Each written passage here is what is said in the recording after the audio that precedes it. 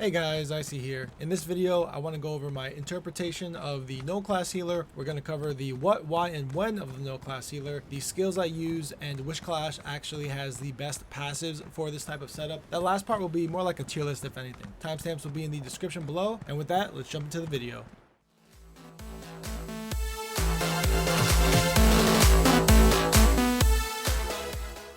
Alright, so let's just get the build out the way by saying it doesn't really matter. For all my no class testing, I've just been using my standard healer setup for PvP, Ethereal Ascension for my heavy armor mitigation set, Rallying Cry as my light armor support set, One Piece Magma Incarnate for my dual stat recoveries, and of course Oaken Soul, because right now it is busted as hell, and even after the changes coming for it in update 35, it'll still be good for healers in PvP. And I'll be honest, I'm finding it very hard to go back to Snow Treaders because Oaken Soul is just so much fun. Alright, so what exactly is the no class healer? My definition is playing a healer that does not use any of the class abilities accessible to you. This forces you to rely on the weapon skill lines, guild skill lines, things like that to heal or support your team. And this is actually one of the reasons why Oaken Soul works really well on the no class setup. A lot of the major buffs that classes have access to as a PvP healer are now automatically provided. You know, one example is the Warden's Ice Fortress and the Necromancer's Summoner's Armor. They both provide major resolve for these two classes and is no longer needed, freeing up a skill slot for some other ability. Another example is Major Sorcery,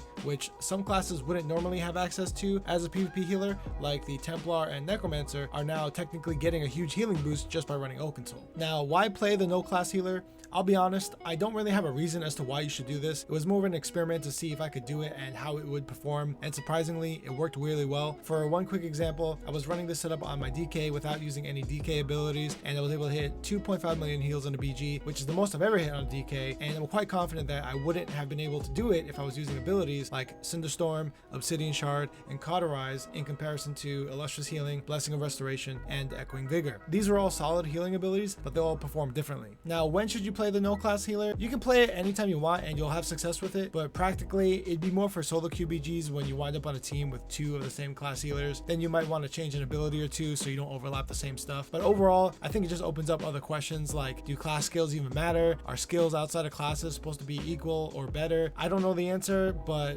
if you want, you guys can just tell me what you think down in the comments. So for skills, if you remember from my Oaken Soul video I did a few weeks ago, my core setup hasn't changed. In the first slot, we're using Illustrious Healing, which is a great ground heal over time, has a cheap cost of 2700 magicka and lasts for 12 seconds, which is really nice. The second ability is Blessing of Restoration. It's a great cornal AoE burst heal that affects both yourself and anyone in the path, and also grants minor resolve, which is really nice. The only negative is that it has a 4700 magicka cost, which is a lot, but I haven't had any issues managing my magicka while using it. And the third is Race Against Time. This is a non-negotiable. In PvP, you need to have a source of major expedition as well as a way to cleanse snares and immobilizations as a healer. This allows me to never have to dodge roll whenever I get rooted by those DKs using Choking Talons. The fourth is Radiating Regeneration. This is just a smart targeted heal over time that can affect up to 3 targets within 28 meters. The fifth ability is Echoing Vigor, which is another great AoE heal over time. It has a 12-meter range, so you do need to be relatively close to your teammates whenever you cast it, and it also has a 2900 stamina cost, which really isn't that bad. I never had any issue managing my stamina even while wearing Ethereal Ascension. And for the ultimate, we are using Life Giver. It's one of the best healing ultimates in the game, probably second to Soul Siphon on the Nightblade, but this ult has its own single target burst heal every second for 5 seconds. It can also change targets, so once someone is topped off, it'll switch to another target and continue to heal them. When you activate it, it'll also do a recast on Radiating Regeneration, Blessing of Restoration, and Ward Ally. It has a nice low ultimate cost of 125, and the hot for the ultimate itself can go through walls, which is really nice. Now, because we aren't using class abilities, this also limits the class passives we would normally have access to. A lot of the class passives, but not all of them,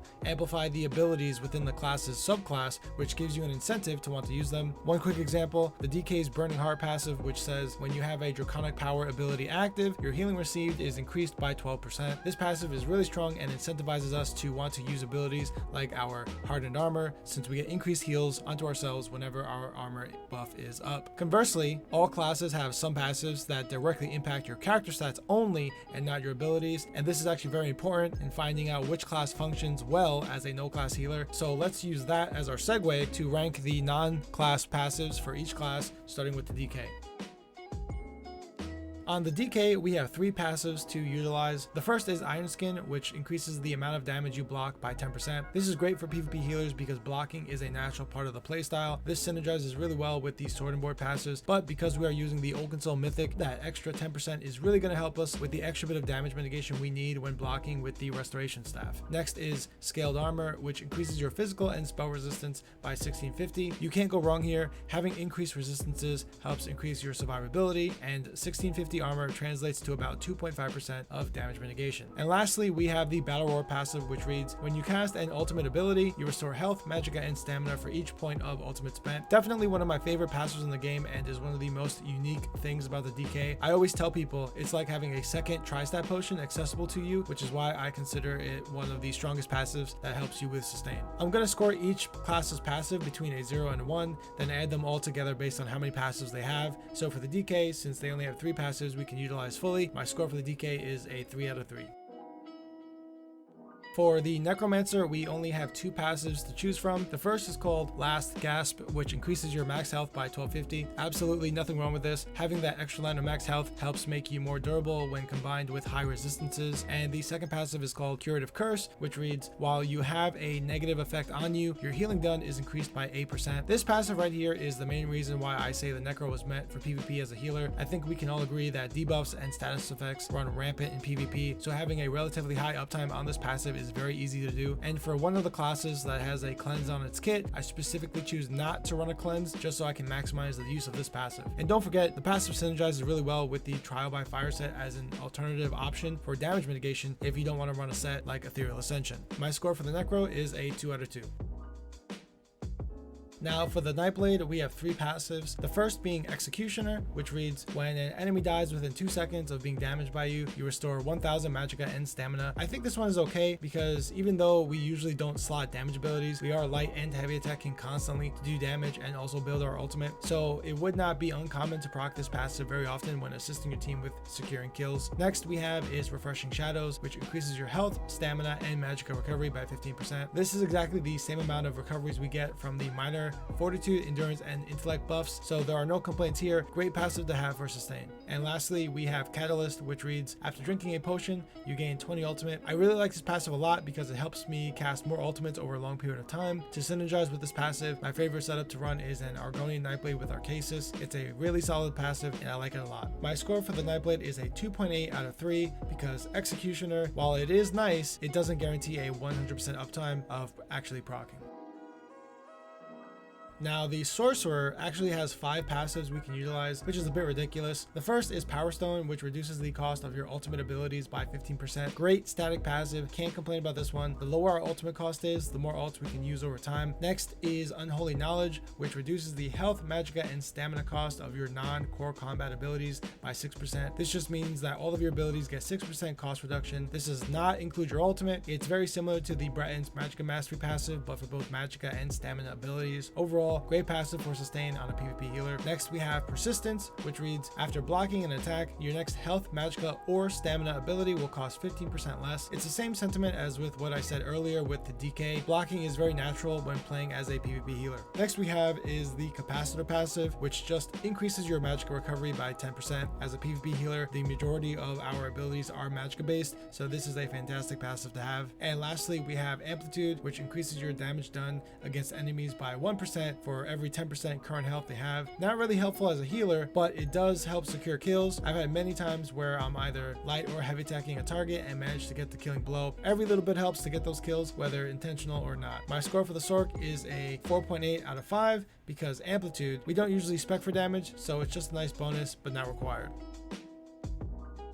Now, the Templar only has 2 passives we can utilize. The first is Balanced Warrior, which increases your weapon and spell damage by 6% and physical and spell resistance by 1320. This is great for 2 reasons. The first is increasing our spell damage, helps boost our healing, which is really nice. And the second is for the added 1320 armor, which equates to about 2% of damage mitigation, which helps with our survivability. And the second passive is Master Ritualist, which just increases our resurrection speed by 20% and our resurrected allies return with 100% more more health. I like this passive a lot only when I pair it with Dragonknight's Hope, but even then it doesn't help us as a healer because we want to help our teammates when they're alive, not dead. I will say though, it is a nice passive to have to help get your fallen allies back into a fight when PvPing in Citadel. My score for the Templar is a 1.5 out of 2. I give a half point to the second passive because it only works when your allies are dead, and even then there's no guarantee you're going to be able to successfully get the res if people are camping your teammates.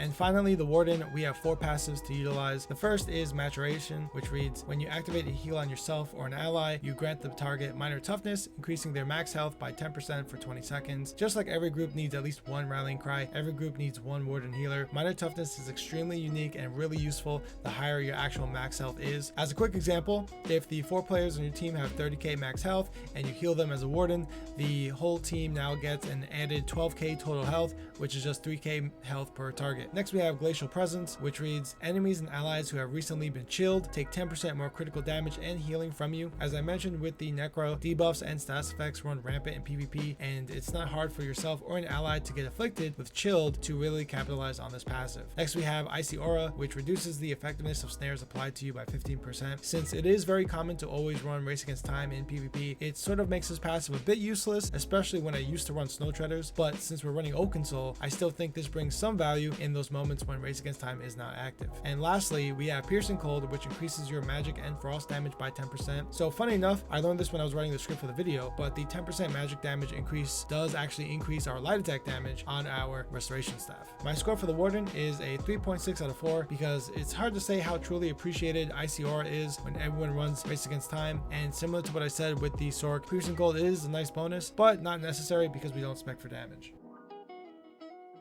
Alright, so if we tally these scores, we have the Sorc in first, followed by the Warden, DK, Nightblade, Necro, and Templar. This technically makes the Sorc the best no class healer, but I think you can make a case for the Warden because of the minor toughness passive. If all of these classes were running static sets, only the Warden comes in with a naturally occurring supportive passive that is part of their kit. So I'll let you decide if you think the Warden should actually be in first just by minor toughness alone. Alright, so that is the end of the video. Hope you guys enjoyed it. Let me know what you guys thought, or if you have any PvP healer questions you'd like me to answer. See ya.